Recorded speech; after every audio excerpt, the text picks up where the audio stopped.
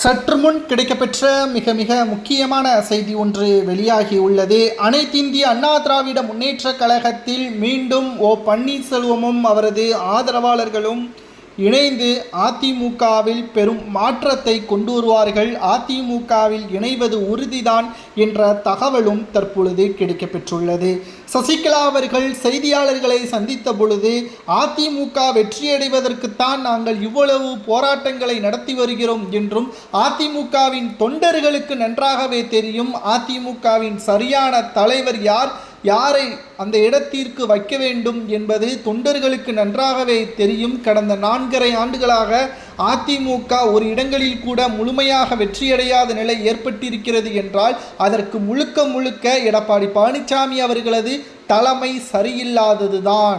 அவரது ஈகோவின் காரணமாகத்தான் கடந்த தேர்தல்கள் அனைத்திலும் அதிமுக மிகப்பெரிய ஒரு தோல்வியே தழுவியுள்ளது என்பதையும் சசிகலா அவர்கள் தெரிவித்திருந்தார். அது மட்டுமல்ல, அதிமுகவிற்குள் மீண்டும் ஓபிஎஸ் அவரது ஆதரவாளர்கள் உடன் செங்கோட்டையனும் அதிமுகவில் இணைவார்கள். நிச்சயம் இது சட்டசபை தேர்தலுக்கு முன்பாகவே நடைபெறும்.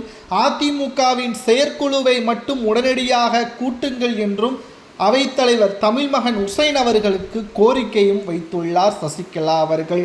இதிலிருந்து நாம் பார்க்கும் பொழுது அதிமுகவின் மாற்றம் நிச்சயம் தமிழகத்தில் மிகப்பெரிய அளவிலான தேர்தலில் ஒரு யுக்தியை ஏற்படுத்தும்.